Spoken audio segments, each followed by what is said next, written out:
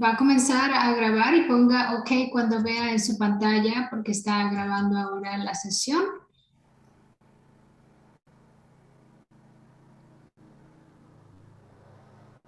Oh, sorry. Entendido. So today we're just going to start with a quick overview of language justice, which is just open and equal communication for all. Hoy día vamos a hablar de la justicia bilingüe o justicia del lenguaje. En este caso es para tener una comunicación abierta y equitativa para todos. And this is a shared responsibility between all of us, just like disability access. Aquí tenemos una responsabilidad compartida como el acceso a personas con discapacidades. And everyone is expected to set up a language interpretation on Zoom, including English speakers. Y se espera que todos los participantes hablen inglés o español, elijan la habilidad de interpretación durante la junta o la presentación. And just some general tips to keep in mind is to please speak slowly and clearly. Unos consejos generales para mantener en mente, les pedimos que hablen despacio y claramente. Think about key points you want to make and keep it brief so you can take your time. Y piensa en los puntos principales que usted quiera cubrir y sea breve, pero también tome su tiempo. And don't use acronyms or jargon. Y no utilice siglas o jerga. And even if you know more than one language, for the sake of the Zoom, please just stick to either English or Spanish. Y aunque usted sepa más de un lenguaje, simplemente por la rapidez de la presentación, les pedimos que se mantengan en ya sea inglés o español. And now we're going to run through how to set up interpretation. And so everyone will have to do this. Ahora vamos a activar la interpretación, Emi, y le voy a dar la información de cómo hacerlo en su teléfono. O sea que espero un momentito porque todo esto va a salir al final cuando terminemos de explicar, ¿ok? So when I activate the language interpretation, it's currently not active. You will see a globe icon appear on your screen. Cuando esta misma active la interpretación, ahorita no lo ven, sino hasta que ella lo active, ustedes van a ver un icono o un símbolo de un globo terráqueo. Pero si nos acompaña usted por teléfono, usted no va a ver el globo terráqueo. Usted se va a ir a los 3 puntitos, ¿ok? And please click the language that you want to hear when you click on the globe. And remember to click done. Cuando se vaya a los 3 puntitos, si es que viene y nos acompaña por teléfono, o al globo terráqueo cuando está en computadora, al oprimir eso, cuando aparezca en su pantalla, usted podrá seleccionar su lenguaje y asegúrese de apretar la palabra que dice done cuando ya haya seleccionado el español. And if you would like to hear the interpreted language only, please make sure to click mute original audio. Y si desea solamente escuchar un solo lenguaje, asegúrese de apagar el audio original. Esto evita que escuche 2 voces a la vez. Entonces va a seleccionar español, va a apretar done y va a apagar el lenguaje original. And on a computer or on a phone or tablet, you will have to go through the 3 points that say more to see the globe interpretation. Así como le habíamos explicado, y si nos acompaña por teléfono, todas esas, para habilitar todas esas acciones, usted simplemente vaya a los 3 puntos de la pantalla en su teléfono. And basically you will tap the language interpretation and the same things that we had mentioned, click the audio that you want to hear as well. Cuando usted vea los 3 puntos, les vamos a dar la señal y usted verá los 3 puntos, después dice Language Interpretation o interpretación y ahí es donde va a seleccionar su idioma. Perfect. And so with that, we're going to enable language interpretation. Does anyone have questions? Vamos a activarlo ahora. ¿Tienen alguna pregunta antes de activarlo? ¿Todavía no lo ven? ¿Listos? I think we're ready. Perfect. So I will enable language interpretation now. Comenzamos interpretación ahora. Un momentito.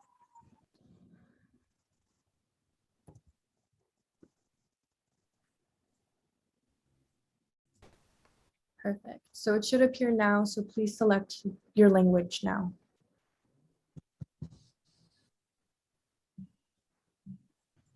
El globo terráqueo.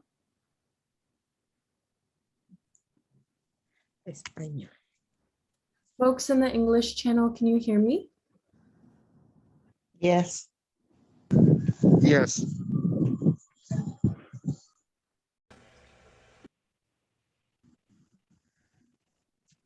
Listo. Yay, amazing. Sí. Awesome. So we're gonna get started then. Perfect. So this is just a rough overview of the agenda, but we've actually changed around the order of some of this. So we just went over language justice. We'll recap the community guidelines. And we're actually going to first talk about our free Wi-Fi campaign and what we are planning on doing with Zoom to support that work. And then we will transition into Peter giving a presentation from the community living campaign on best practices when it comes to hosting Zoom and some fun features on how to change your background and virtual filters in Zoom as well. So with that, we are going to move into just recapping our community guidelines. And so I will read them out loud. No bigotry, hate, or slander will be tolerated. Respect the backgrounds, identities, and experiences that people have. Take space, make space. What is said here stays here, and what is learned here leaves here. Take care of yourself, however that may look like in this setting. One mic, one diva. So if one person is speaking, make sure to listen to them and speak only when they're done. Correct with care. Don't assume knowledge. And so if you use terms, make sure you explain the terms.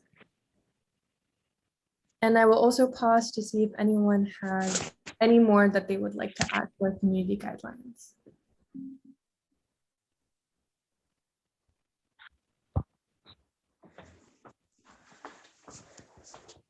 All right, and we'll keep it going then. So first, we're going to recap on the free Wi-Fi campaign. And so I'll give a slight overview again of what this campaign is, and also give a chance to any members who are also with us to speak as well. But basically, this is a campaign intended to increase access to digital technology and Wi-Fi for seniors and people with disabilities within San Francisco. And so we are specifically targeting AT&T with our actions, creating movement online at the same time that we have in-person action. So we've started an online petition that we are using, that Lupita actually helped to draft. And Arya has also been involved in the campaign work as well. And basically we have some in-person actions coming up, including on October 18th, where we are planning to go to the AT&T building and basically creating an online petition to collect stories and signatures of people that support our movement to present on this day as well. And so the goal of our class here is to support the work of the free Wi-Fi campaign and to create video skits over Zoom that support the free Wi-Fi call in San Francisco. And so we will talk about how to hook them and do all of these things so that we can become familiar to understand that Zoom can be a digital organizing space for us all. And so with that, I am going to play a few videos for us to show you how people have used Zoom to organize online and to make a point. And afterwards, we will come back and talk about how we can, or what skits we can do together during next class to support the free Wi-Fi campaign. And we'll give a chance to talk together in a group about what ideas come out. So with that, I will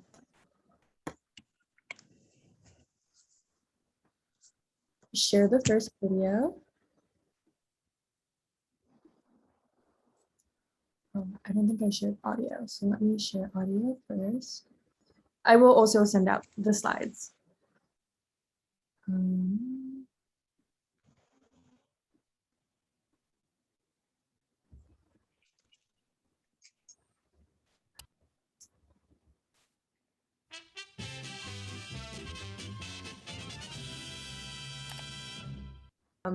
Song that they did over Zoom to give you an idea. And then this one is a little bit more funnier and humorous, but it's basically showing a church that in an SNL skit. I won't, but yes, I hope that gave you a little bit of chuckles and laughs over how we can use Zoom for our own campaign. But I want to invite any initial reactions that people had and share that with us right now.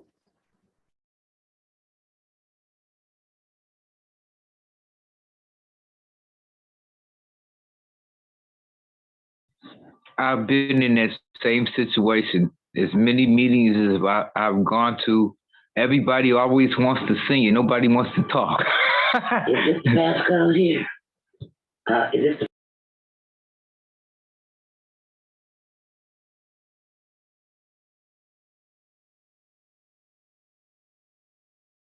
Perfect. Yeah, thank you for sharing that, Greg. And so with that, I was wondering if we want to either spend time in breakout rooms or maybe just as a large group to talk about potential skits that we can do for the free Wi-Fi campaign. So some examples to show the importance of free Wi-Fi could be doctor's visits, a work meeting with glitchy Wi-Fi connection, or how else do you think that we could talk about free Wi-Fi? And so I'll put that in the chat, but wanted to see if the big room will work better or if we should be sent out in breakout rooms.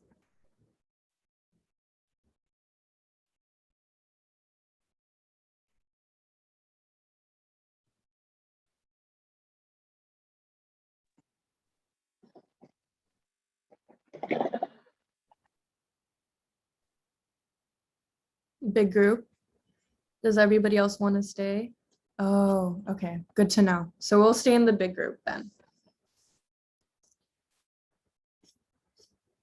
But does anyone have any ideas of what skits we could possibly do to support the free Wi-Fi campaign?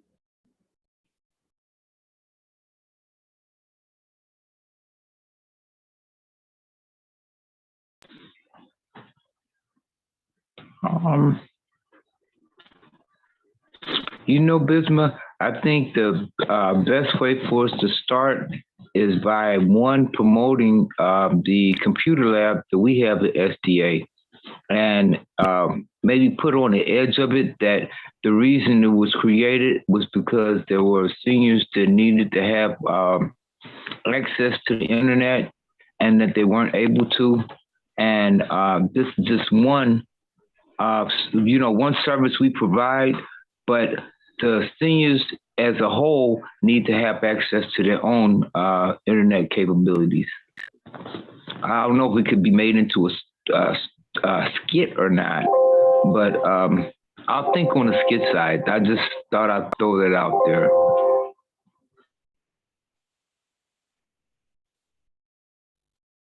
That is a good point, yes, that we have an SDA computer lab, which has been a little bit more difficult to use with the pandemic and all of these things. And when Delta goes down and we host this class again, we'll definitely utilize that space for folks.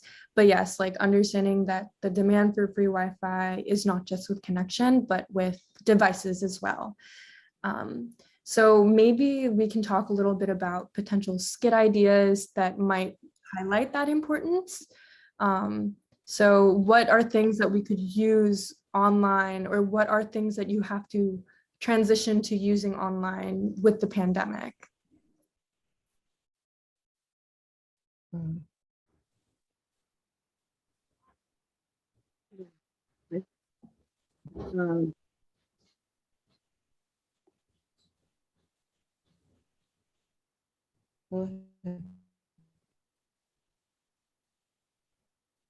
Lupita, were you going to say something? Yes, I just would like to tell you, you know, if you don't have Wi-Fi, you're lost.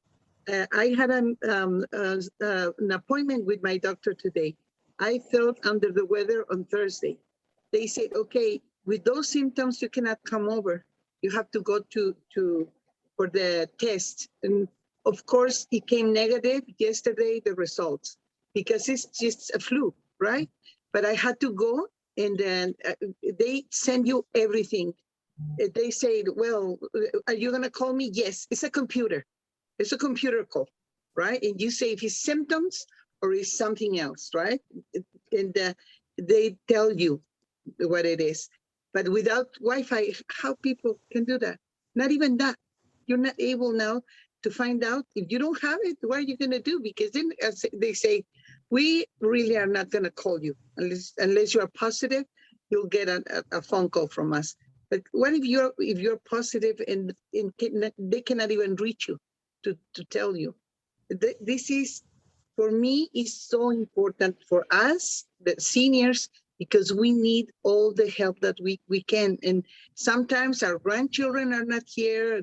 We don't have a friend or someone that can assist us. We need to do this on our own, because everybody else is, you know, working, having their own problems.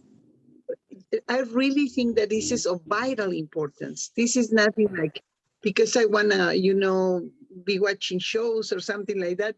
That was really hilarious. That was the Saturday Night Live. It was, I hadn't seen that, but you know, it's true. Even Zoom, you know, and you went to learn, you have to learn. This is a culture. It's a whole culture about this. Also, media and the social media and all that, and the words and all that. And for us, it might be difficult, but it's not impossible. So we need to start adapting to the times. If we don't do that, I don't know, we might even, this is affecting our health and our daily life. So yes, I really feel that we need to put all our efforts, in this campaign, is we need it, and we need this a little more simplified. And this is great that you're giving us these classes. I'm really grateful for this. Thank you. Thank you for that, Lupita. And I also see that Linda, your hand's up. Would you like to share as well? Yes, I would say, you know, I have no problem with Kaiser. They will do phone interview, meeting, whatever, appointments. But the real problem is things like city, you know, offices and stuff, or city meetings, you know, completely hopeless if you don't have access to a computer. At least you may telephone in, you know, you have to telephone in, but you can't find out what's going on. You know, I mean, this is just inexcusable because there's such a large number of people in San Francisco that don't have, you know, internet. And community meetings, neighborhood meetings, and so on. You know, they're doing them now by Zoom. We were supposed to be putting on a big meeting, you know, where you go out and post everything, and that's been waylaid twice. So. Thank you for that. We can actually think about doing multiple skits as well. So maybe we can have someone role play a doctor and someone a patient, and then record that over Zoom as a skit. We could also do like a different one with like a government meeting of some sort and show poor connection or internet connection so you can't hear. But we can get creative with this depending on what people want to do. But this is all going to be recorded, and we'll actually plan to do this on Wednesday. So maybe we can have volunteers who want to lead a specific skit or participate in a specific skit, and we can talk through how to do that.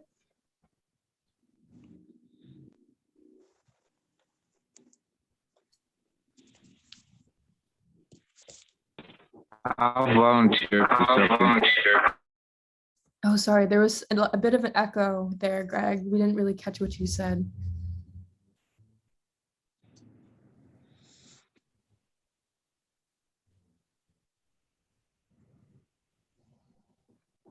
Oh, and then to answer Leonore's question, currently we are basing the issues locally in San Francisco, but with the intention of wanting this to be a broader outreach and a broader call for large communities in total.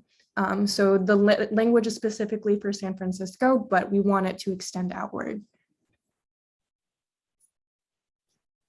Oh, yay. Thank you, Greg, for volunteering. Are there other folks that would like to participate in the skits? I would like to volunteer too, Bisma. Yay, and I see Cora's hands up too. Perfect. So we have 3 people, 3 potential actors for skits. This is Linda. What I don't understand is that there is discount internet. AT&T has discount internet for $10 a month. Mm-hmm. So does Comcast. We've never had internet before. I don't understand. Some locations can't get internet. I mean, like they're Lakeview. They don't get internet very well. These are good points, yeah. And we also had talked a little bit about this in our free Wi-Fi meeting. So maybe Aria or Lupita, you want to speak to this, but there was a discrepancy in the amount of service you get depending on if you're on the discounted price. I get perfect internet from AT&T. I don't know about neutrality or I've never had an interruption or anything on my internet through AT&T. That's good. And we want that to be the case for as many people as possible without having to care or worry about the price of internet, just because of how essential it's becoming as well. It is for people, disabled people and low-income people. As I said, AT&T offers the service $10 a month. You have to go through, with telephones, you can have, for discount services, you can either have a free telephone or you can have the internet, a landline with the internet, which it comes out to $21 a month. Another thing, the San Francisco Health Plan is offering $50 to anyone during the pandemic. They'll pay your internet up to $50. San Francisco Health Plan, you're part of them. Perfect. Thank you, Linda, for sharing that information. And the point of this is to make sure that people know of the free programs, but also like reflecting on the fact that AT&T and Comcast are multi-billion-dollar organizations that have actually made more money during the pandemic than any time. And so really thinking about what does it mean to serve a community and to profit when so many people are relying on this as a vital need to access family, dentists, like medical health professionals. And so it's a little bit of a shift of why should we pay for this, and reminding ourselves of how internet is becoming so essential. It is very essential. You can't, now, because of the pandemic, if you call, you may not get in. They're definitely leading you to the internet. Yes. And I see, Linda, your hand's up. Would you like to also? Yeah. If we find out about reduced price in Wi-Fi or internet or whatever, because I had to get it because USF library was closed, which is where I normally use it. And so at this point, including a telephone at $71 a month, I'm not low income, you know, I'm a federal retiree. But on the other hand, that adds up to a big part of chunk out of your retirement.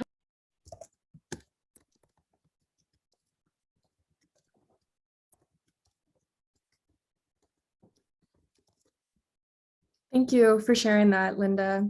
Are there any other people that want to participate in the skits or have an idea for a potential skit based on our conversations?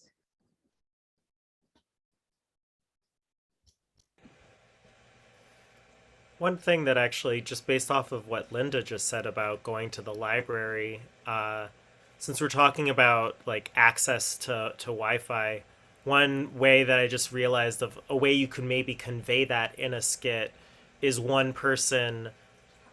Now they would have to be willing to I guess go out to a location to do this, but could join the Zoom session from a public space, and basically that character is talking about how they don't have Wi-Fi at home, so they went to a public space in order to actually be a part of the Zoom call. And then the skit is about how you can't actually hear each other because they're in a public space doing the call. I mean, that was just a random idea that I just had, so I figured I'd share. That's a really good idea. And I would even push us to think about maybe using virtual backgrounds to mimic a public setting as opposed to being in one, to give people a sense of a library without physically having to go there, but maybe creating the disturbance and the noise of what it would mean to be in a public setting. Yeah, I love that. That's perfect. Great. So I'm hearing 3 good skit ideas: the doctor and health and patient as one of them, having a public setting and having a disturbance in the call that way, and potentially one with a different sort of meeting. Is there any other types of skits that we were thinking about doing? Because I can create some language behind it, and if other people want to work on it too, we can do that. I see Linda and Maya, both of your hands are up, so I'll let Linda go first and Maya after. Okay, well, a real life vignette, calling to try to get the COVID guidelines from Department of Public Health. Impossible. You know, oh, we'll send you a link. And I said, well, I don't have any way to, oh, well, then go to the library. So you call the library. They said, maybe the librarian will print it out and mail it to you. Well, the library just has a recording that says, go to the website, etc. You know, and it continues like that. You know, it's just like communicating with the city became hopeless. Ooh, that's a really relevant skit idea and a good one too, Linda. Thank you for that. And Maya? Yeah, well, my experience, I don't know if this is something a lot of people had, and I don't think right now I could play it, but I have been in the domestic violence shelter system for almost 3 months this summer. And as a disabled person, it took like 44 days to get a wheelchair accessible shelter space. And I was trying to stay connected with disability justice organizing and SDA classes and my other classes. And when I was actually finally got into a shelter space, I was there for about 5 weeks. We had, it was hard to get internet access in our rooms. And then the outdoor space wasn't wheelchair accessible. And then when I wanted to have private conversations or talk about what was happening, I was at risk. It was just accessing internet in the shelter system was one thing. Being physically disabled in a wheelchair and getting shelter access was another thing. And then when I was in the shelter space, I had to have high enough technology to be able to do a fake background shown. I could be at risk of being kicked out of the shelter space for showing, making visible where I was, because I could potentially put other people or myself at risk. So some of the questions, and I'm not sure how to put this in a skit, but some of the questions around how to access help as a disabled person while keeping myself and other people safe and learning. It's one of the reasons I took this class, is that I'm not really sure how secure I really am when I'm in a Zoom call or when I'm posting things, whether the person who I'm, my ex who I'm in the shelter space trying to stay safe from, whether they can get into a Zoom space and see where I am, and then also just the reality of being able to make a background fuzzy or invisible was actually like I could put myself at risk of being kicked out of the space, and I could put other people at risk for being. So I'm not sure not sure if it's specific enough that not very many people would relate to it. It certainly had to do with cyber access and about disability and my experience. Yeah. I'm no longer in the shelter, but I think about it all the time now. Yeah. Sorry, it seemed like your audio was cutting off a little at the end, but thank you so much for sharing that, Maya. I think it gives us a lot of good things to think about in terms of confidentiality and cybersecurity, and how to incorporate those things in our skits will be important too. And thank you so much for sharing your experience with us. And I see Greg and Joey's hands are also up. So I'll give a chance for Greg and then Joey to go as well. Okay. No, I was just gonna say this. Do we have a list? Greg, it seems like your audio is really unclear and it's wavering in and out. Take up the matter. I am on talking through Dartmouth's computer. We're both in the same room. My question is, do we have the areas already? Sorry, Greg, we really can't hear you. Unfortunately, can you get closer to the mic? Are you on your computer? I'm on the computer. Do you hear me? Linda, we can hear you. Okay. Just speak up. I'm with her. Just So, speak up. visible. Do we have the locations that already have Wi-Fi or are able to get Wi-Fi? You know, because a lot of areas in the Tenderloin aren't Wi-Fi accessible, and that might be something that we have to work on also. Do you mean hotels? Yeah, some of the hotels and some of the areas over there, they just do not have Wi-Fi capabilities. I don't know why, but that is the case. So what I'm kind of gathering from what you've been sharing, Greg, is that there's some buildings that don't have access to Wi-Fi altogether, specifically in the Tenderloin, and to make sure that our asks is to get Wi-Fi equipment even set up there. I wasn't sure if that's what was said, but it's what I've pieced together. But maybe you can use the chat to also say what you're trying to say, or write what you're trying to say. Sorry, it seems really, the audio didn't seem to be capturing what you were saying. But I'll let Joey speak too. I know you've had your hand up. Oh, the only thing I was gonna say is, what if it's like some sort of interview situation, like, you know, it doesn't have to be employment, it could be like interview for anything, like, you know, housing or anything like that. But thinking about what Maya was saying, I could see how that would be something people were familiar with already. And if it was like I'm connecting with a stranger and I've got to figure out like how to conceal the background or how to make the background not be the real background or something like that. And then all the, you know, things that could happen along the way with, you know, inadequate or unstable Wi-Fi. Well, the audio because of the Wi-Fi. That's all. Yay, thank you for that. Perfect. So I feel like we've kind of culminated into 4 big skit ideas, and I think we can flesh out each of them with the different pieces that all of you have laid out so beautifully. And then I see Greg wrote in the chat, what areas are Wi-Fi ready? And so I think that will also be part of the conversation of how to mobilize places that need Wi-Fi and have the equipment ready or the setup ready in our senior housings or disability housing. Excuse me, isn't it true if you have a smartphone, you can get on the internet pretty practically anywhere?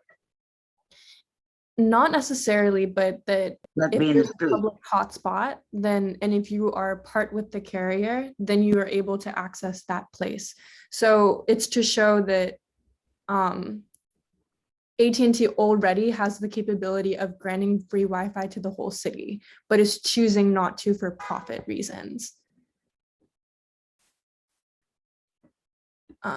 And so that's part of why we're showing that this is becoming a necessity and we need as many places with Wi-Fi as possible. But thank you everybody for your contributions, and I'm going to wrap up this part of the discussion so we can move into actually learning how to use Zoom for ourselves. And so I've taken down the 4 major skit ideas.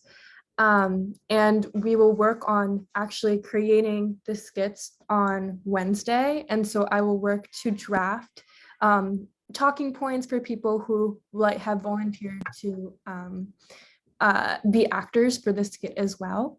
So thank you. And I hope all of you will get involved in one shape or another, either in supporting the tech of the videos themselves or participating as people in the background or as the doctors or the interviewer or interviewee.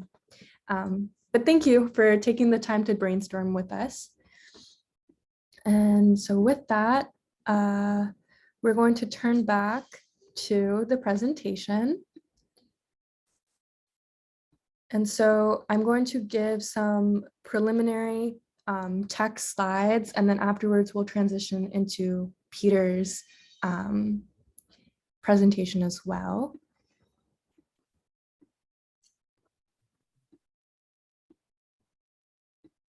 Perfect. Maya, is your hand still raised with a question, or is that up from earlier? Sorry, no, that was up from earlier. I'm on my phone on a hotspot, so I'm kind of struggling a little bit. Yeah, I'll take it down. Sorry about that. No worries at all. Just wanted to make sure. Perfect. And so I will run through some basics with tech. And this is in the perspective of a computer. So it might be a little slightly different if you're on a phone right now. But basically, this mic on the corner on the left of the screen is how you mute and unmute. To the right of that is the stop video feature, which also has a caret to for settings of your virtual background. The participants tab looks like 2 people that are kind of next to each other. That shows how many participants are in the call. And the chat window is a little bubble that allows you to see what people are saying live during the Zoom call. You can also privately chat people within a call by clicking over the chat window and hovering over the everyone and changing it so that you click a specific person's name if you want to chat them individually. And so we also have closed captioning enabled for the call. And if you would like to see that, you would basically click on the little caret key next to closed caption and press the show subtitle key. You can also adjust the size of captions by going to the subtitle setting underneath the view full transcript. And so a few of you have also used the raise hand feature, but it is under the reactions tool. And you can click the raised hand, which is just a bar button with a little hand icon. If you are on the phone, you can also raise your hand by pressing *9 on the phone.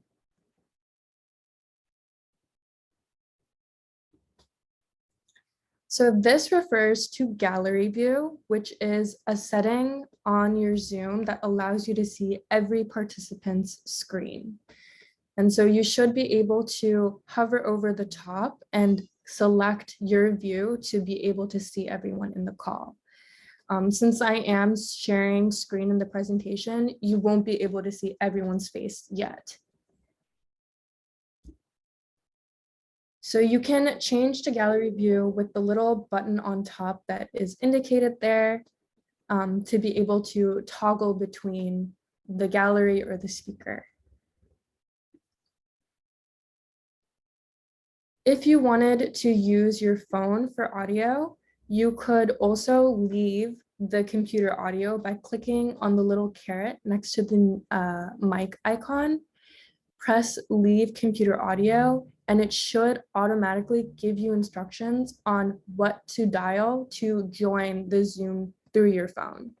This is a good skill in case your computer doesn't have a good speaker system to allow you to hear and speak very clearly and have yourself be heard during the call. So I especially encourage folks that have a difficult time with their built-in microphone, if like the sound cuts in and out, to instead use their phone as their speaker. And that's my final slide for some preliminary Zoom help. And so I'll pass it over to Peter now. Hi, everyone. One tip too that I, just off of what Bisma was just saying, with that call-in feature, you can use any kind of phone. So even a landline phone can be used to make those kinds of calls, as long as you're close enough, because if you want to still use your computer or tablet, whatever device you're using to be on Zoom, if you still want to see what's happening while you're using your phone, as long as it's close enough to your device or you're able to bring your device closer to it, you can use a landline phone. That's fine as well. But I'm going to share my screen and we're going to continue talking about Zoom. I'm going to start talking about backgrounds. So these virtual backgrounds that we can add in. And there's a thing called video filters that you can add on top of your face as well. But the difference between that is exactly what I was just saying, the placement. So a virtual background is a digital image or a short video clip. And I'll show you what I mean by that in a moment. But it's something that you place behind you in your little video camera, meaning, you know, the image of yourself. You can use any image as your virtual background as long as you have a copy of it saved in your device. So you can use a picture from that you took yourself, you know, from a vacation or, you know, from that same day, and you just save it in Zoom so you can use it as a virtual background. Now, a video filter is kind of the opposite. It's an image that you place on top of yourself in your Zoom window. So instead of it being behind you, it's something that'll be on top of you. And I'll show you what that looks like in a little bit. And another thing that's different about the video filter is that you're limited to the ones that are available in Zoom. You can't add your own video filter. There's only the little library that's available within Zoom. So another thing to know about when it comes to virtual backgrounds and video filters is that depending on the type of device you're using, you might not be able to use the virtual background feature. As it says here, many Android devices do not have the ability to do a virtual background. So that's just something to be aware of. If while I go through this presentation, you notice that you can't do these features, that might be why. It might just be that your device physically cannot do that feature. The support article here will tell you the specifications, so the requirements for using a Zoom background, a virtual background.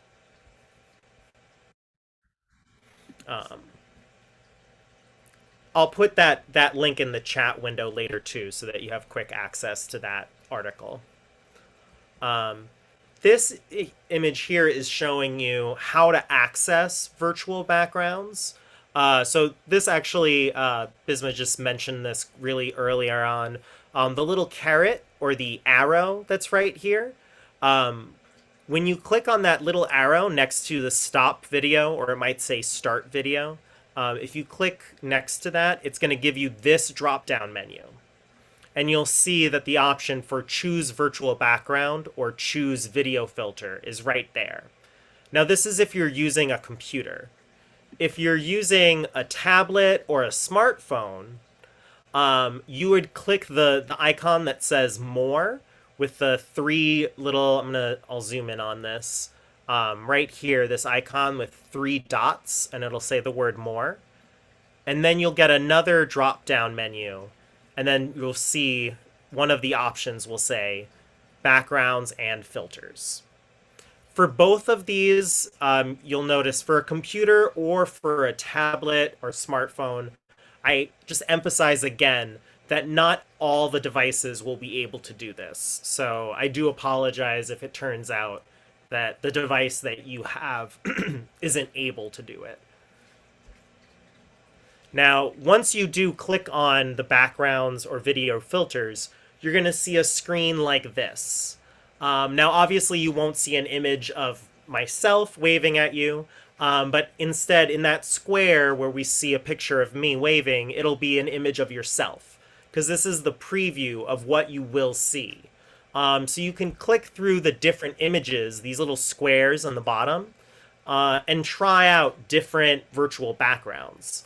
Some virtual backgrounds might be there, ones that are made by Zoom, some like sample photos, but you can always add your own photo by tapping on the little plus sign here. And again, I'll zoom in on that right here. If you tap on this little plus sign, another drop-down menu will come up that just says add image or add video. Especially for beginners, I just recommend adding images.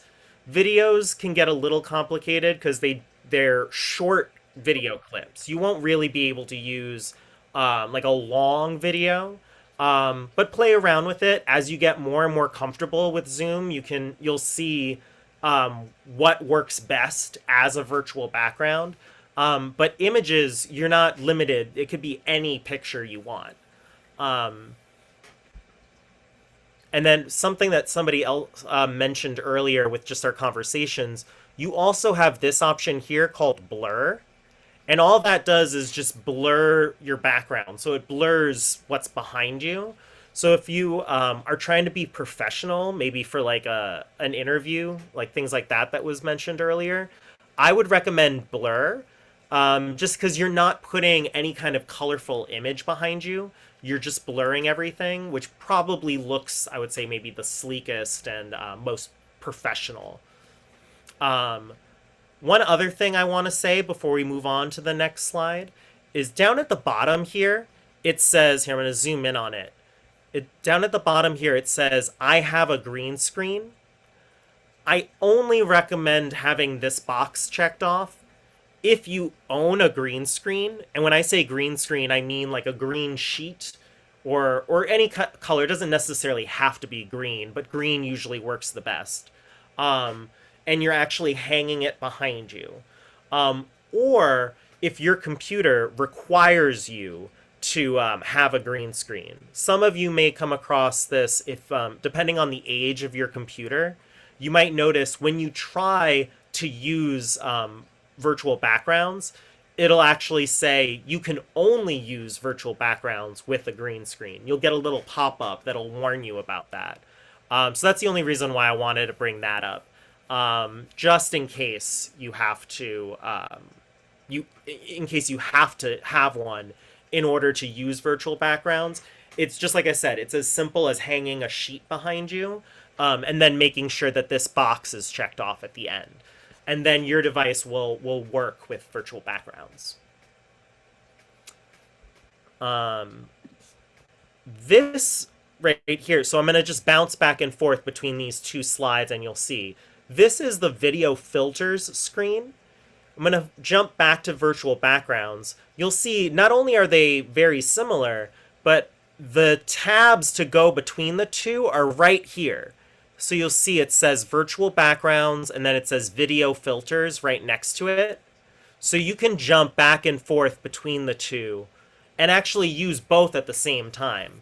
But if you look here, you'll see the video filters. Some of them are just like adding a color tint over your image. Some of them are giving you a border. Many of them, though, are little images that you'll place on top of yourself. Little silly things here, you know, like sunglasses. I see, Bisma, you got the little pizza hat on right now. Yeah, in this image, I put on the little safety mask as an example here. So you'll see that now I'm waving, but with a mask on. And like I mentioned before, you don't have the ability to add another video filter. You are limited to the ones that Zoom makes available to you here. But these are just fun ways to kind of make Zoom maybe a little more lighthearted, or for these skits that we're talking about, you could easily use some of these, depending on the idea that you have. You could easily use some of these to create the certain aesthetic that you're looking for. One other thing that is available to you here within video filters is, there we go, studio effects. So you'll see at the very bottom here, I highlighted it in an orange square. I'll zoom in there. So at the bottom here, if you tap on studio effects, it'll also give you these options where you can add eyebrows to yourself, facial hair, or lip color. You can darken your lip color. And this will actually follow you around as you move around on Zoom. It isn't perfect, so I don't recommend making really sharp, fast gestures, because then you will see that the lips will have a little delay or the eyebrows will have a little delay. But as long as you do very, like, you don't have to be super slow, but as long as you move at a calm pace, they'll follow you around no matter where you move. So this is something that could be helpful for some kind of professional setting where you didn't have time to maybe do certain makeup or whatnot, and you just wanted to quickly make sure that you looked presentable. Or, you know, same thing with our skits. This could be something that you might want to add for one of the skits. Now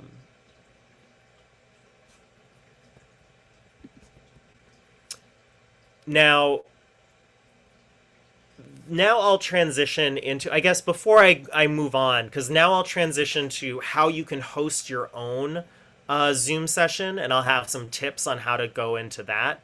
I guess I just wanted to double check, are there any questions, or does anyone not understand anything I went over? Oh, Linda, I see you have your hand up.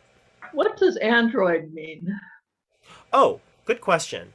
So Android is a certain type of device, like a smartphone, or and when I say smartphone, I mean a cell phone that can access the internet, or a tablet that isn't made by Apple. So not the Apple iPhones or an iPad, but the ones that are usually made or connected to Google. So they could be made by like Motorola, Samsung. Just a brand name phone. Say that again, I'm sorry?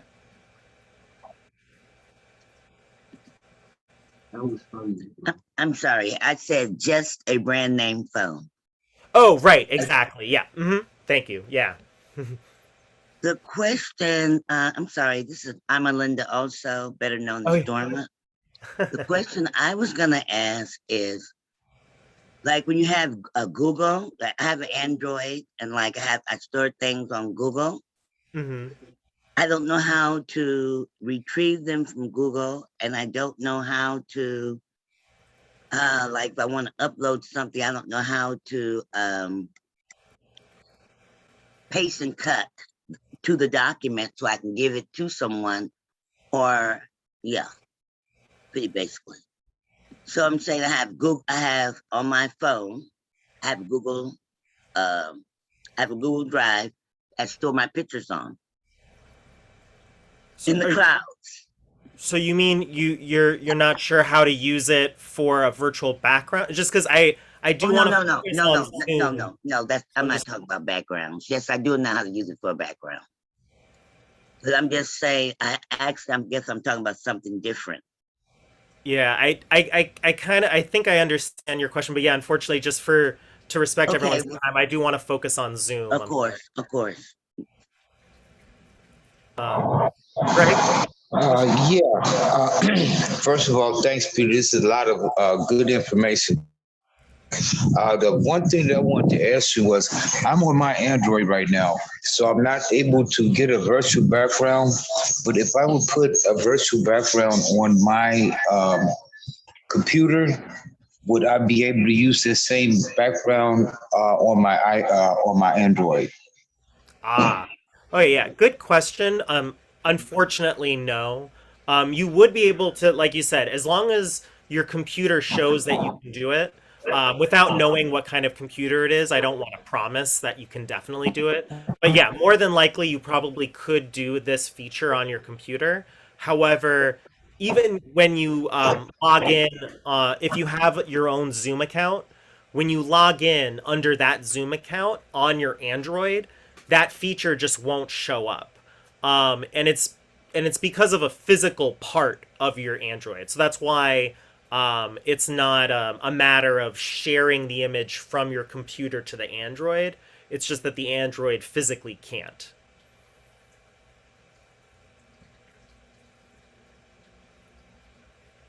Does that answer? Okay. Um, but great questions, everyone. So now I was going to, like I said earlier, I was going to transition to showing you how you can schedule and host your own Zoom meeting. So like this slide suggests, if you haven't already, you will need to create your own Zoom account. You don't have to pay for it. So you don't feel like you need to start spending money on anything in order to start using Zoom. You can just use the free version. But you will, in order to schedule your own meeting, you will need to create an account. So if you haven't already, you can go to the Zoom website, which is www.zoom.us.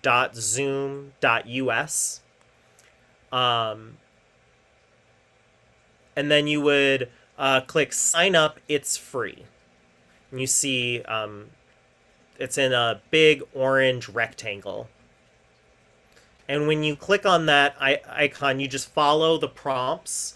It'll ask you for your date of birth, and that's really just to confirm that you are over the age of 18 and you are able to give consent to putting your image out on the internet. And then you type in your email address. It'll send you an email, and then you just click a link in the email in order to create your password for your Zoom account. And now you've created a Zoom account. Once you've followed those steps, you can then open the Zoom app in your device, the Zoom software. And no matter what type of device you're using, this will be the same steps. When you open Zoom in your device, you would click sign in, and then you would type in that email address and password that you now are using for your Zoom account. Then on the next screen, you're going to see something like this. The exact layout might look a little different depending on the type of device you're using, but it will look something like this image here. One of the options on the screen, you'll see it'll say schedule. And if you tap on that icon, you will then be able to schedule your own meeting. The next screen will look something like this.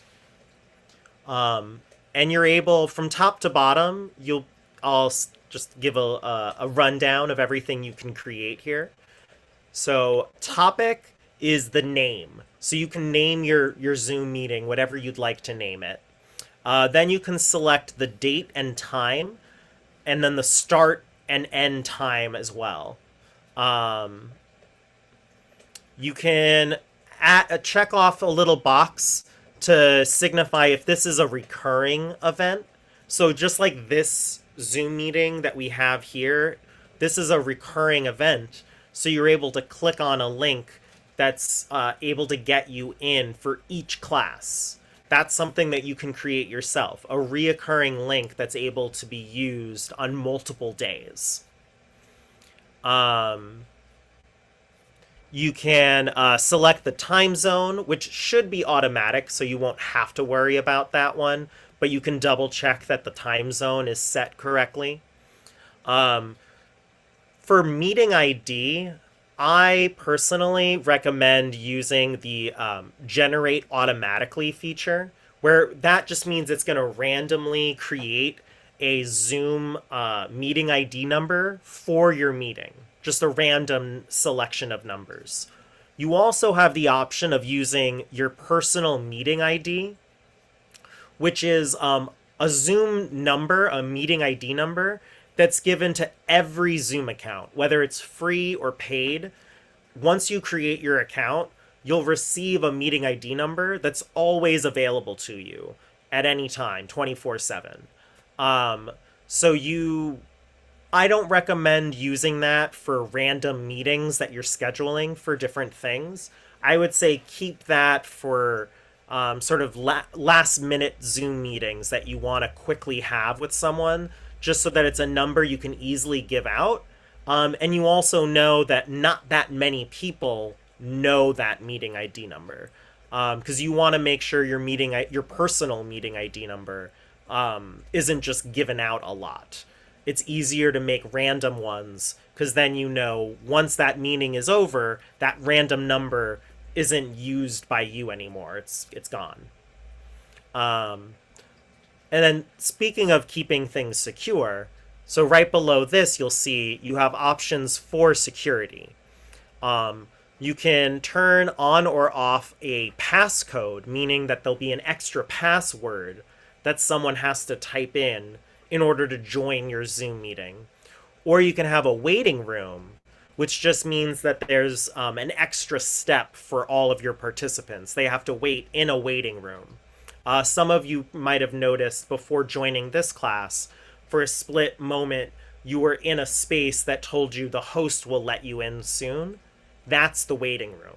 This class that we're in right now has a waiting room.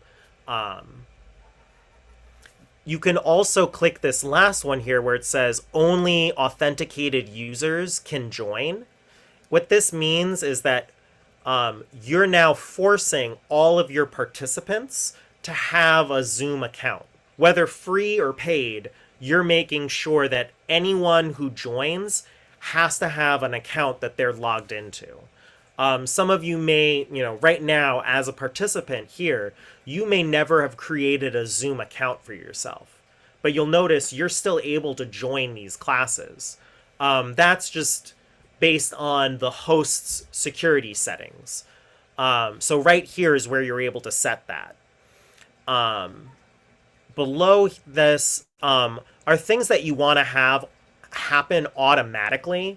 So for your video, do you want the video to be on or off automatically at the start of the Zoom meeting? Same thing for all of your participants. And then this is for your audio. Do you want to allow only people over the telephone? Do you want to allow only people who are using some kind of camera? When it says computer audio, it doesn't necessarily mean only computers. It really means only internet audio. So only people who are able to use a camera and access the Zoom meeting over the internet. I know that vocabulary is a little confusing where it says computer audio. I wish they phrased it differently. But that's what they mean. They mean internet audio. And then the final one, telephone and computer audio, just means that anyone can join. It can be people who are dialing in over the phone, or it can be people who are coming in over the internet. Either one is fine. Just know that no matter what you select on this screen, make sure you click save at the very bottom. Otherwise, everything you just did will be forgotten. So you want to make sure you save it. But one thing before you save it, if you don't select at least one security setting, you will get this little warning that tells you that you have to choose at least one of them. I recommend the waiting room. It's the easiest to maintain and manage, especially as a beginner. Passcode I can understand wanting to use, but then you have to remember to give out the passcode to anyone that you're inviting to join. So it's not difficult to use, you just have to remember to give out the passcode. Waiting room is the easiest because you don't have to really do any extra work. You're just admitting people from the waiting room, which I can show in a moment what that looks like for the host. Otherwise, like I said, once you've selected everything, make sure you click save at the very bottom in order to save everything. Then, in order to see all of your saved meetings, you can then tap meetings at the very top here. And I'll zoom in so you can see. It's a very small icon, but it looks like a little clock, and it'll say the word meetings. When you tap on that icon, you will then see a screen kind of like this. And here you see my personal meeting ID is that number that I told you earlier. Every account, whether it's a free account or a paid account, will receive a personal meeting ID number. And you'll see that at the very top of the screen. Just for the sake of privacy, I covered the meeting ID number in this image, but where this blue rectangle is, that's where you would see your meeting ID number. And when you click on it, that's what activates this panel on the right.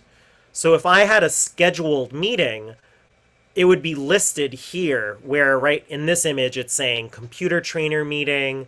Then there's one that's just generically called meeting, practice Zoom session, Sherry's book club.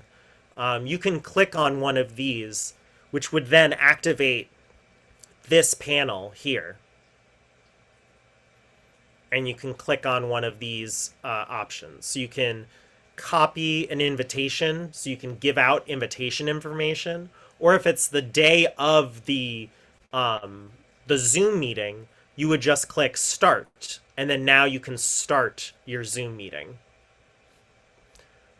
As a host, when you start the Zoom meeting, you'll see that the meeting controls, meaning the icons that you can click on, will look very similar to the ones that you had as a regular participant. You know, what you're looking at right now on your screen probably looks somewhat similar to what I'm showing you here in this image. But there's a few extra icons. So you have security here, because now as a host, you can control the security of your Zoom meeting. So you can lock the meeting, which will keep people out. You can turn on and off that waiting room that I told you about. And you can also turn on and off the ability of all your participants to do certain things. So again, you have that power now to turn things on or off. If you don't see all of these options, you probably will have to click more, and then you'll see a drop-down menu that'll show you more options. Just depending on the size of your screen, some of these icons may get chopped off. But as a host, just like it lists out here, you have the ability to mute participants. So if someone's creating some background noise, you can mute them. You can mute everybody at once. So if there's just too many people talking, kind of like in that SNL skit we were watching earlier, technically that pastor, since he was the host, he had the ability to just mute everyone. He didn't realize it himself, but he could have muted everyone and fixed the whole thing. But then we wouldn't have a funny skit. You can also, you'll notice here, when it comes to unmuting people, as a host, you can't force people to unmute. What it actually says is you can ask to unmute. And that's so that as a host, if you're doing something on your side, I can't force you to reveal what you're doing there. It's your personal privacy and security. So I don't have the ability to just force you. Same thing with turning on your video. I have to ask if you could start your video.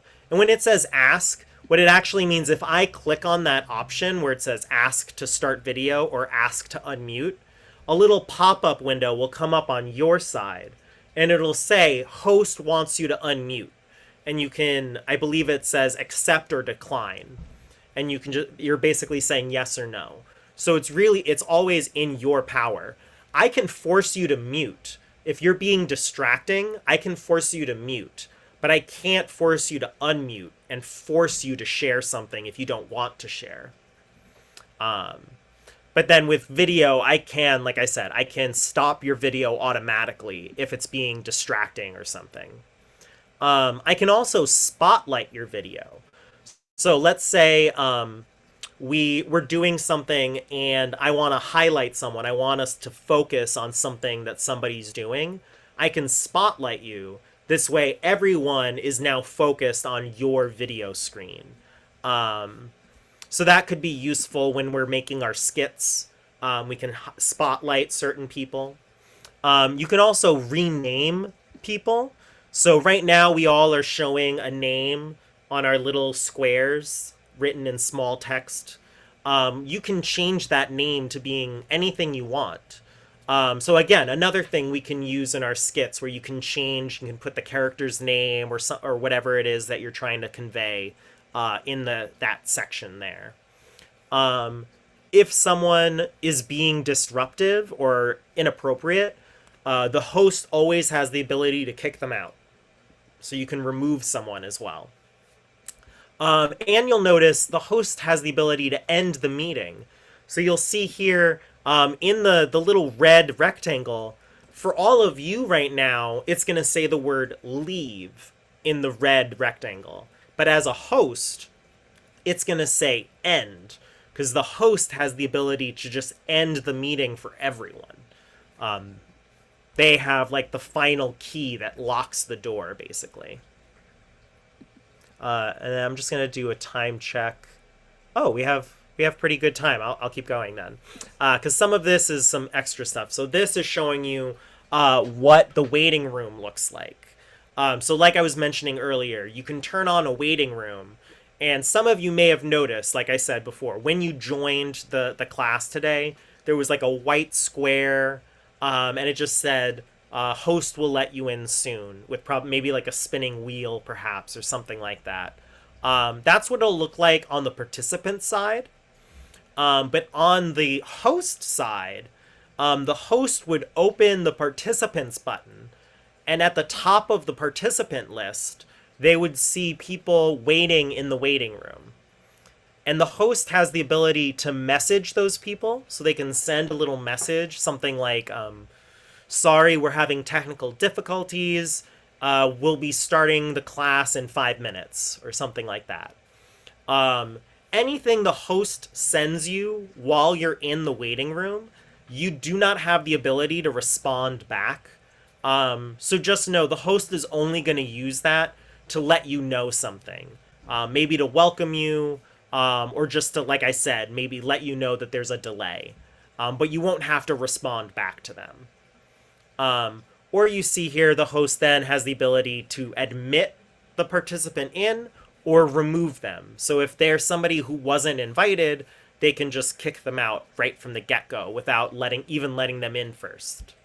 You also have the ability to admit everyone at once. So if there's maybe 10 people or 20 people sitting in the waiting room, instead of clicking on each one individually, you can click right here at admit all, and it'll let everyone in at once. At the bottom of the participant list, so that was what I just showed you was at the top of the participant list.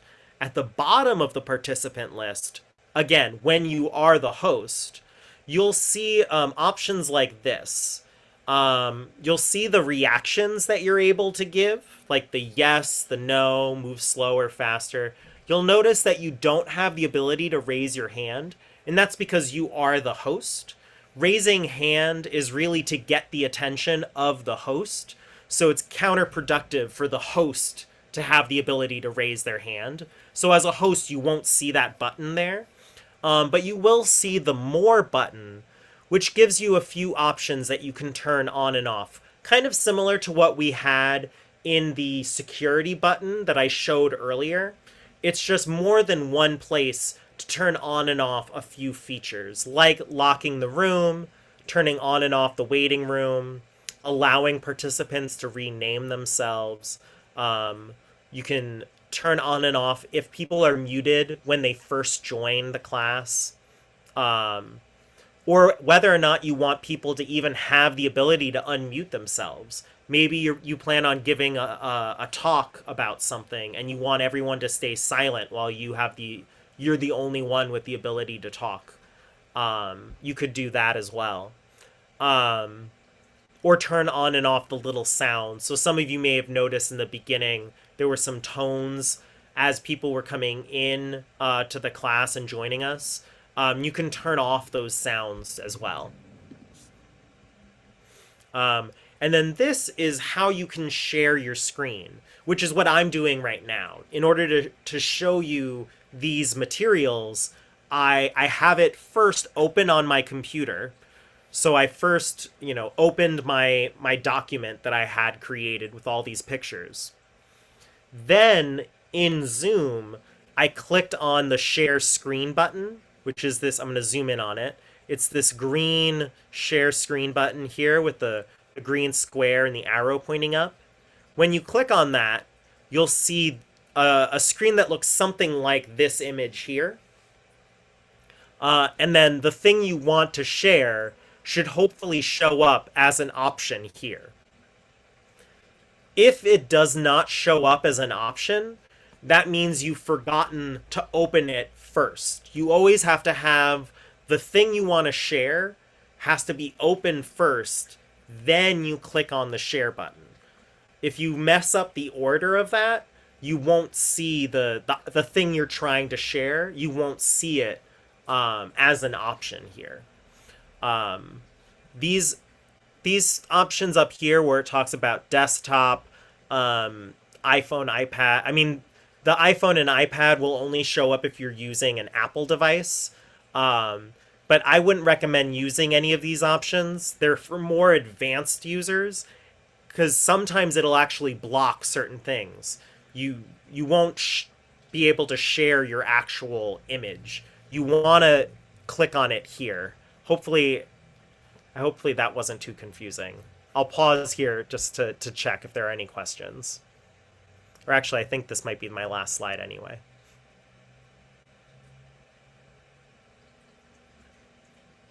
Joey, yeah, I see you have a hand raised.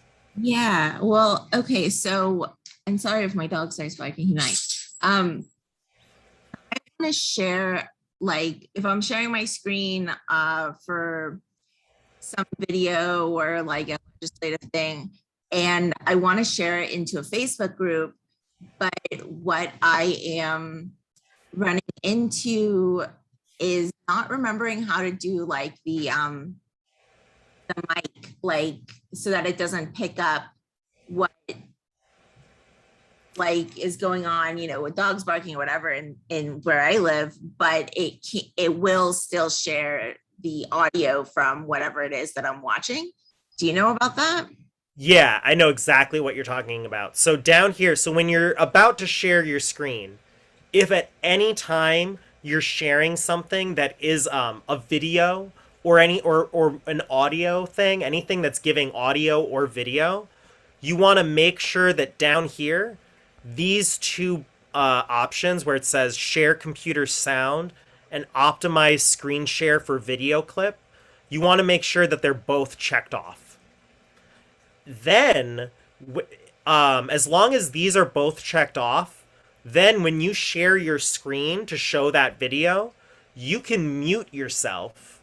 You click on the little microphone icon to mute yourself, And even though you're muted, the audio and video that you're sharing will still go through. People will still be able to hear. Let's say it's like a YouTube clip off the youtube.com website.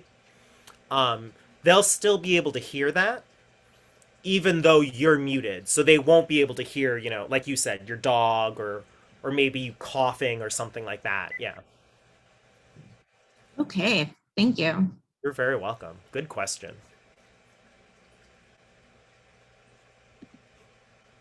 Any other questions or anyone want clarity on something? Because I know I tried not to use technical words, but I know I may have used a few terms that not everyone's familiar with.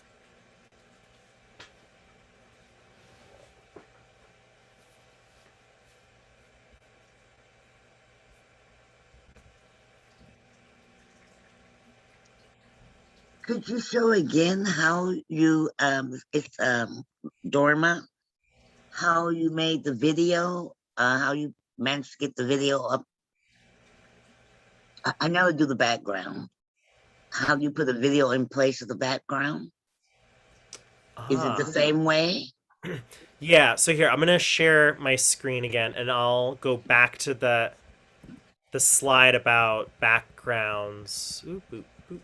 So here, when you're adding a virtual background, you can, when you click the little plus sign, a drop-down menu will say add image or add video. And you're going to want to select add video. And then as long as you have the video saved in your device, you should hopefully see it as an option of being one to add. The only thing I mention is that it's going to use like a section of the video. You won't be able to use, like, if it's, let's say, like a 5-minute video or something long, it won't use that entire video clip for your background. I can actually, here, I'll stop sharing my screen and I can show you a few of the ones. I don't know how many of you have maybe already played around with this. I have. Yeah, but you'll see, like here, there's this Aurora Borealis video and so now it's moving, but technically it is a video clip that's on loop. Same thing with the palm tree swaying with the waves. It is a video, but it's a short video that's on a loop. All right, I got it. Thank you. You're welcome.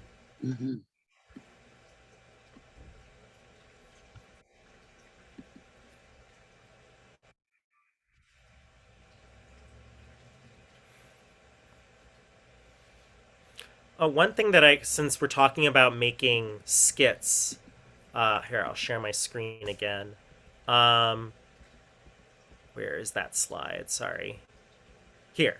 One icon I didn't talk about, this is how you record. So when we are maybe using Zoom to record some of the skits we talked about earlier, the host would then click this record button, and the video would start recording and it would save to your device. Now, it is free to use, so you could have a free Zoom account and still record the Zoom meeting, but you will need a computer. It's free to record on a computer. If you want to record on a mobile device like a smartphone or a tablet, or if you want to record it and save it on a cloud space, and when I say cloud, I mean like a digital storage space that Zoom has. You can pay for a Zoom storage space and record and save your videos there, but you don't have to pay as long as you have a computer. If you want to record on Zoom, it is free to record, but only free on a computer.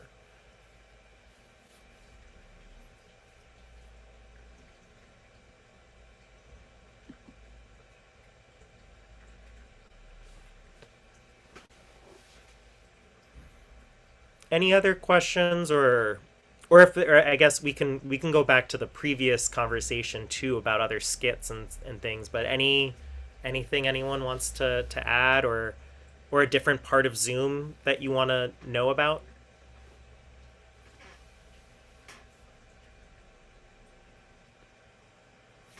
Mm-hmm. I have a question, Peter. This Yes. is Guadalupe. Yes, this is such a good class. Is it recorded? Can I go back to see the recording of your class? That would be great, because I wasn't able to capture Bisma's. She sent us like a link to, and I couldn't because I'm doing it on my cell phone, and I don't have, or I have a tablet, but my computer broke. So right now I'm out of a computer. And let me tell you, I'm not very good at it, but I had a good computer that touch. It's a Sony that you used to touch big screen, right? But it's very old, like from 2012. But it broke. I don't know what did I do, but something I did wrong. So I probably need to send it to or get me a new one. Probably is the best, because that might be outdated, right? So thank you very much. If it's possible to go back to your class and see because this is, I have to learn, really, I need to practice and all that. If not, I'm not gonna be able to ever. So we have the recordings, right? Because I always see that it's being recorded in the small button on top, it says break. So can I go back to check your class again? Yeah, I'll let Bisma answer that just because she's technically recording. But yes, I know the answer is yes, but I'll let Bisma add. Yeah, so I'm actually dropping all of the videos from the recordings of the class into a YouTube playlist for us. And so I can also drop that for you. And so, yeah, so as soon as the class is over, I usually just edit the parts that needed to be edited, and then upload it directly to YouTube so you can access the materials that way. Thank you. And I also did want to uplift a few questions that I was getting just so it can be knowledge for everyone, but there isn't a requirement in terms of length for a video that you can upload as a background. But the recommended amount of time is 30 seconds before it starts getting distracting, where you're no longer looking at the person in front of the background. So those are just some general tips if you are thinking about using a video. And you can also access the filters and change your background in a free account as well as a premium one. Thank you. And I see your pizza here. Yes. Thank you, Bisma. Thank you, Peter. Thank you both. Excuse me. Oh, I have a question, Linda. I heard you mention about recording. Is it true we cannot record anything on the screen? Only you can record.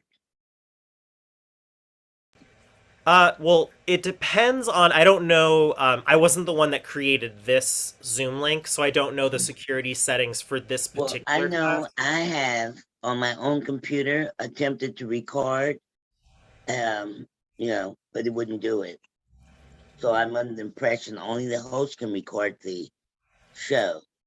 Yeah, usually that is even when I asked to record, it would say you need permission. Right.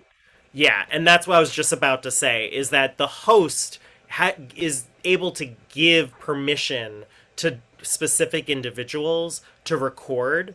You're never able to... I know you can record in the breakout room if you're hosting a breakout room, but beyond that. Yeah. The host has the ability always to turn on and off recordings, or they can give permission to a particular participant to record. One thing that always happens is that no one's able to record without that icon that's up at the top of your screen now telling you that there's a recording in progress. That'll always pop up, whether it's a host that's recording, or if in a situation like you're just mentioning now, where if a host gave someone permission to record, that thing pops up. This way, no one's ever being recorded without realizing it. Hey, Peter, I have a question also. This is Greg Ledbetter. How many co-hosts can you have? As far as I know, there are no limits on the number of co-hosts you can have. It is kind of, I don't know if it makes sense to have everyone in your Zoom meeting being a co-host, but you could technically, if you Well, wanted. I've seen what I've seen just recently.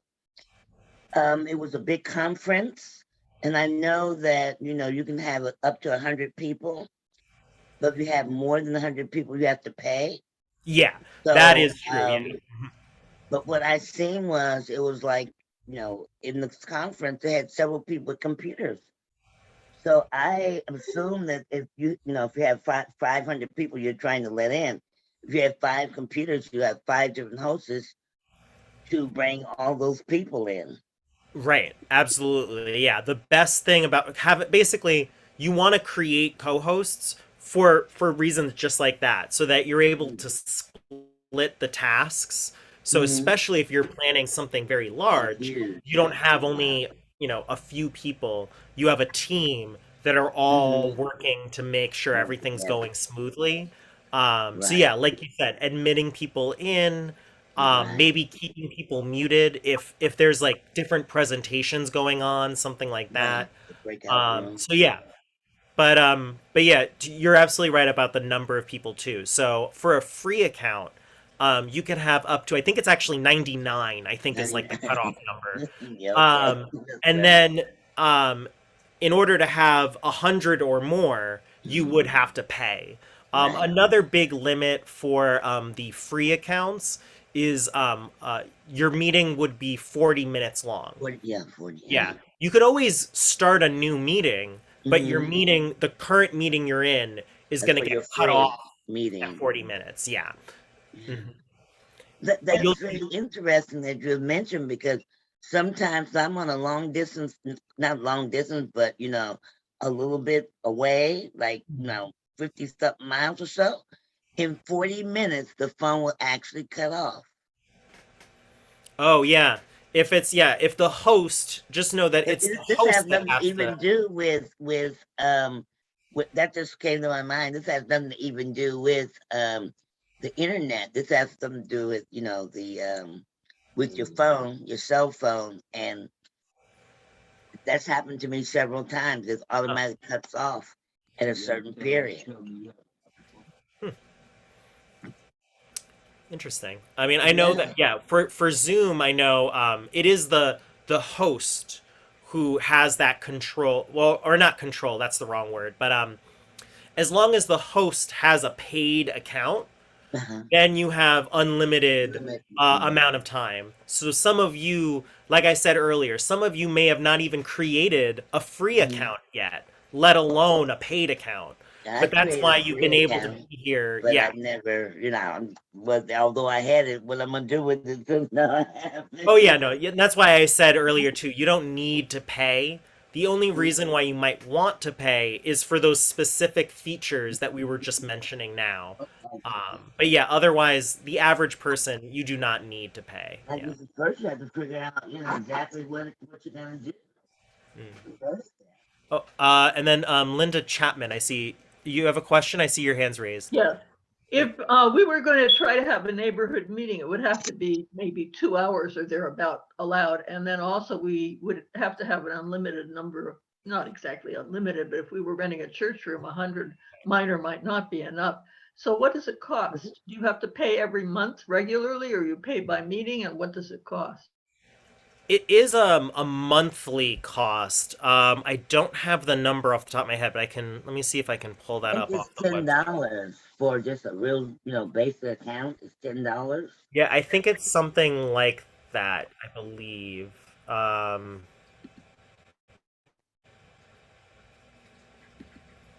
That's like for a personal, not quite a business account.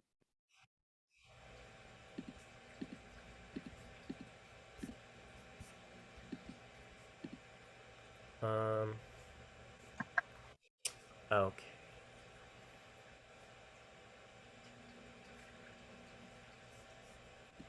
Plans and prices. There we go.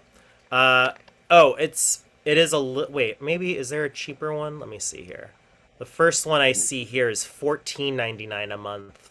So I'm just trying to see if there's probably a cheaper one. Went up. Yeah, I think the price might have just gone up in general. 14. Wait, that's Zoom. I shared the screen over the different look. Oh, yeah. options we have. Yeah, that's the screen that I found too. I was trying to see if there was a different pricing, but that looks like that's the one that you would want for creating your own meeting. There are a few other plans to do different things with Zoom, but for what we're talking about right now, these are the plans that you would be looking at. One thing, I mean, Linda, to your example about like a community event or church event, hopefully, since it's like a group of people that are going to be using this, there might be a way, like if that pricing doesn't work for a specific individual, it might be something that the group could pay for in order to have, like you were saying, like to have over 100 people be able to attend and be able to do it for longer than 40 minutes. Yeah, well, realistically, we have to pay, whoever's organizing it has to pay until you get a group that's going on. The other thing is you don't do it every month. You may have intermittent meetings, so that you have to do this by the, a regular monthly plan as opposed to doing it for a particular meeting. Yeah, to my knowledge, it is the monthly. Like you don't get to pay like for each meeting. I don't think they have, at least not yet. I mean, Zoom is this company that during the pandemic they went from being relatively unknown to now being sort of this household name. So their company has changed fairly drastically from just a year and a half ago. So who knows? Their plans may change in the coming months or years. But yeah, right now it's just a monthly rate.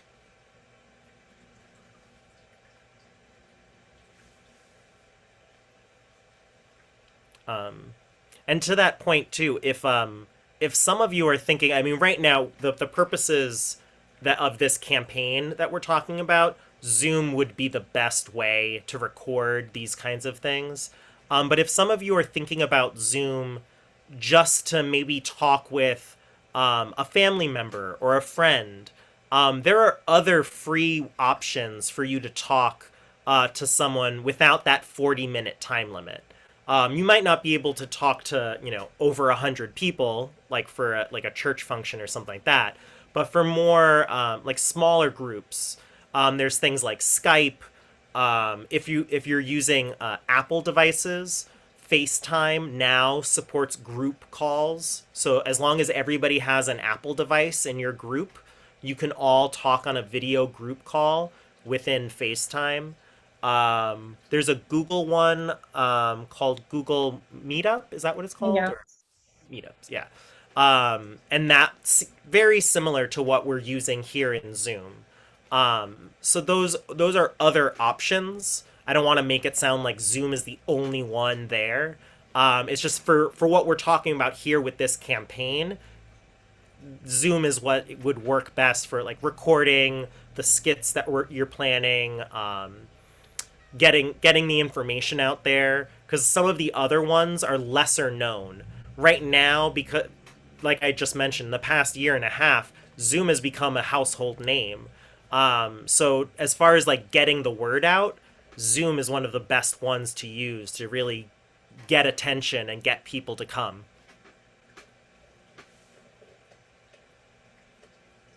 May I Oh, yeah. say something? It's just a comment. In Christmas and New Year, there was the family Zoom meetings for free, anytime, all the time, the 24 hours you could be Zooming. Is when the first time I went into Zoom, but I didn't do the setup. That was my daughter-in-law, but it was good. Probably that's why they became so famous too, right? Because that was a good idea. Yeah, I hope that whoever came up with that idea got a promotion. Because that was really smart. What she's referencing is last year, while we were still deep I mean, we still kind of are deep in the pandemic, but you know, there was still so much unknown back then. When we were in last year's holiday season. Zoom as a company decided, doesn't matter if you have just a free account, we're not enforcing the time limit. So you can have as long of a Zoom call as you want, even if you have a free account. So you can it was really a great promotion. A lot of people jumped on Zoom because of that. Will they do that again this next holiday season? I can't say. I would hope so. That would be great. But yeah, we don't know. Especially now that they've developed a name for themselves, just to the point that Bisnomo's making about AT&T, and then like they have the capability, doesn't mean they feel the incentive to do it. So it's campaigns like this that will hopefully push them to do the right thing and make something available that would be so easy for them to just make available.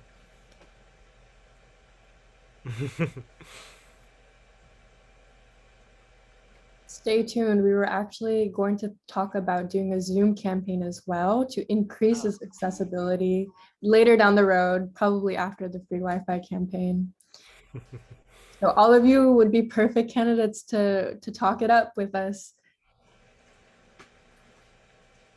But thank you so much, Peter, for taking time to walk through all of these features with Zoom. Everybody can give a round of applause to Peter. Thank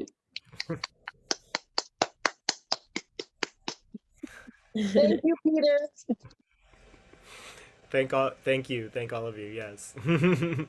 And to our interpreters who simultaneously translated all of the amazing content. Bravo. Muchas gracias. Thank you. Thanks. Yeah. Thanks. Are Very there good. final thoughts as we're coming to wrap up?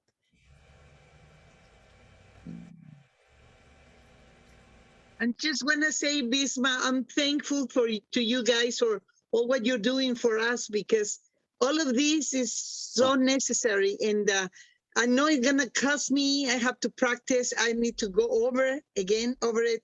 But I think that this is great. I'm so thankful to you, to everybody, to Sarah, to Jessica, to all of you guys that made possible. Peter, all of you, without you, I don't know what we would do, because this is so good for us. Thank you very much. Thank and you. I'm looking for the next classes will be on Wednesday, right? So I'll be here. Thank you. I look forward to it. Yes, Wednesday will be a slightly different type of class because we'll be spending majority of the time actually creating the skits together. So actually doing the name changes to reconnecting or changing our background so that it mimics part of the video skits we'll be doing. And so I'll have a list of different skits we're doing that day, and then we'll see who's volunteered for what. Yes, Emmy, I see your hand is up.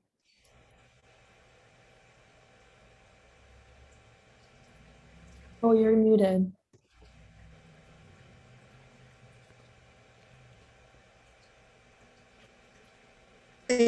Otra vez, por favor, ¿cómo te podemos encontrar en YouTube?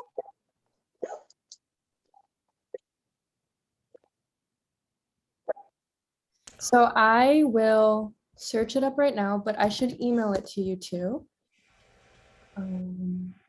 Está bien, gracias.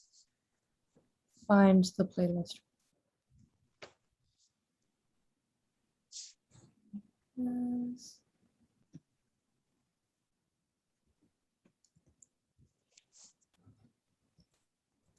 Hopefully that works.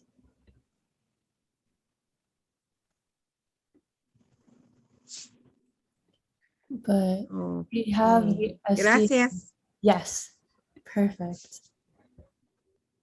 He's my last question. I don't know how to get into the link. You put the link so fast that you know what I did now? I just took a picture because I don't know how to. What should I do? Should you just click on the link, or what should I do? Yeah, you put the link? You can click Yeah. on the link. I will also send an email with all the Oh, information great. and links after. Thank So you. that you don't have to worry about it right now. Thank you very much, Risma. Thank you. Appreciate it. Ooh, Sarah, I see you tried out the filter and background. I need to try that too. Yeah, Yeah, I like thank you. Ariel's background too. That's a cool Golden Gate Bridge. Yeah. Oh Yeah, yeah. probably that's what we needed to do, that probably as a little practice, huh? Yeah, Maybe next time. definitely next time for our skits, we'll definitely do it then. Yes. Thank you. Thank you very much, Bisma. Thank you, everybody. Thank Good you. night. Thank Thank you, you. guys. Wonderful, Yeah. wonderful. An Very applause to nice. Bisma. Thank you, Bisma. Perfect.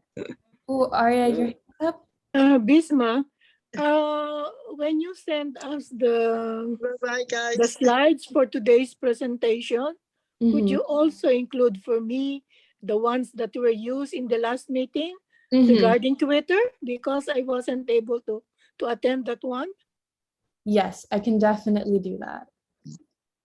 I Okay. will link all of them. I have a Google Doc with all of the slides, so I will link all of the slides from the past and the link. Okay. Thank you so much. Thank you. You. Sorry, that should be the right link. The one that I sent in the chat. That's for the day 2 Twitter. Okay. Let's see. By the way, earlier, you know what? I was using my tablet for the meeting, and then all of a sudden, during the presentation of Peter, the sound went off. I don't know why. So I switched to another device. It's good that my phone is right beside me. So I logged in to the meeting using my phone. That's only the time I got the sound. So I logged out of the iPad. I don't know what happened. Yeah, I'm not. It's hard to say without being there. It might have been an internet, like the internet might have gone weak for a moment and kicked you out.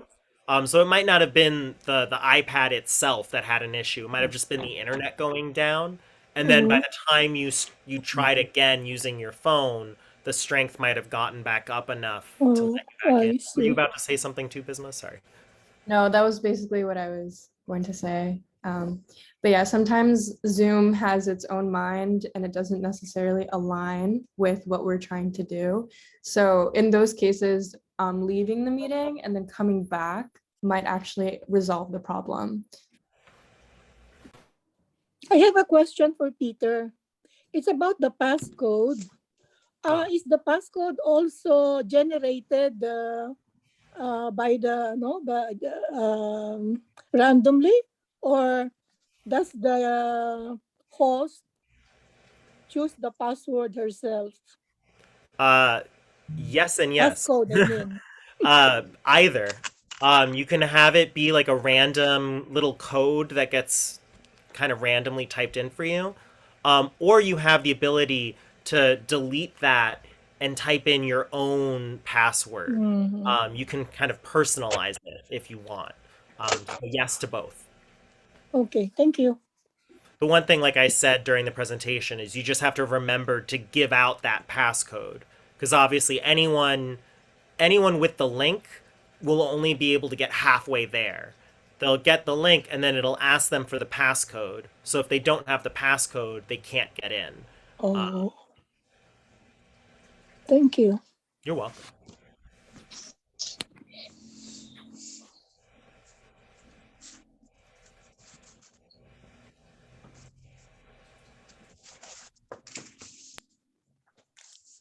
Perfect. So with that, unless there's any other final questions, we'll wrap up the Zoom. But I look forward to hopefully seeing you on Wednesday. I might call some of you as well to talk through the skits and how you could participate on Wednesday too. Good. Perfect. All right. Thank you. Have a good night, everyone. Okay, Thank thank you you. so much. Bye. Good night, everyone. Bye-bye. Bye. Gracias, bye.